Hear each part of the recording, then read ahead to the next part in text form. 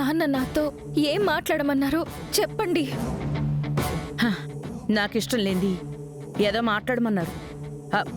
అది నేను మాట్లాడదలుచుకోలేదు.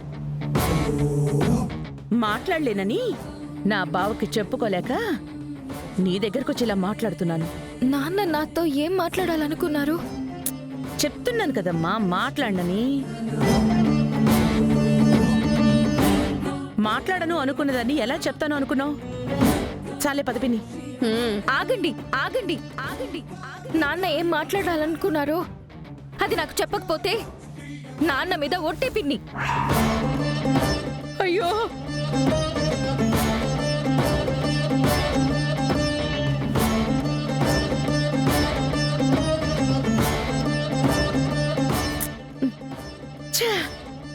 ఎందుకు భూమి, ఎందుకు నా కాళ్ళకి ఇలా బంధాలు వేస్తున్నావు?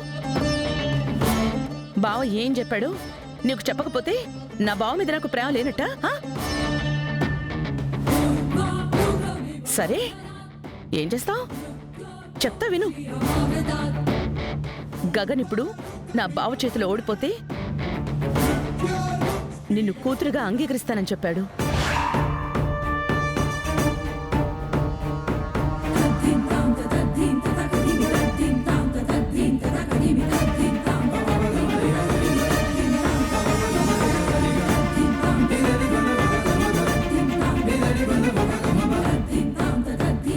అంతేనా?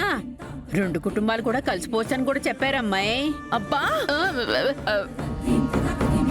పిన్ని, అంటే సగం నిజం ఎలాగో చెప్పేశావు కదమ్మాయి, మిగిలిన సగం దాయడం ఎందుకని నేను చెప్పేశాను. నిజంగానా? నిజంగా నాన్న నన్ను కూతురిగా ఒప్పుకుంటానన్నారా? రెండు కుటుంబాలు కలిసిపోవచ్చన్నారా? అన్నాడు. కానీ ప్లీజ్ భూమి, నువ్వు బావ మాటలే సీరియస్గా తీసుకోకు. ఆయన ఇచ్చిన మాటని నిలబెట్టుకునేవాడే అయినా నాకు మాత్రం ఇష్టం లేదు.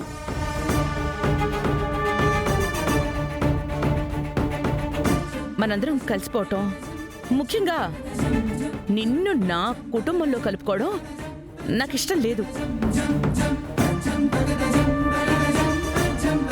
అయినా ఏ భార్య అయినా కట్టుకున్న భర్తే గెలవాలనుకుంటుంది. నువ్వు కూడా గగన్ గెలవాలనే కోరుకుంటావు. నా బావ ఓడిపోయినా పర్వాలేదు, మీరు మాత్రం కలవడానికి వీల్లేదు. పిన్ని, నువ్వు కొంచెం మారు పిన్ని. నువ్వు చేసిన పాపాలు నా మనసులోంచి తీసేస్తాను. మనం కలిసిపోదాం పిన్ని, కలిసిపోదాం. గగన్ బావా నాన్న చేతిలో ఓడిపోతున్నారు. నేను మాటేస్తున్నాను, నన్ను నమ్ము.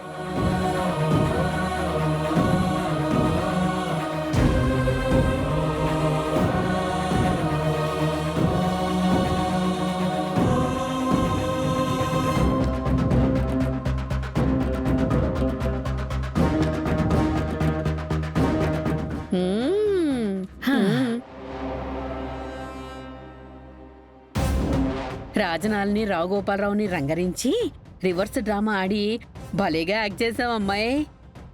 అల్లుడు గారు గెలుస్తారు, ఆస్తి ఎక్కడికి పోదు. మీ ఇంటి మీద పడి తినే నా తిండి కూడా ఎక్కడికి పోవడం లేదు.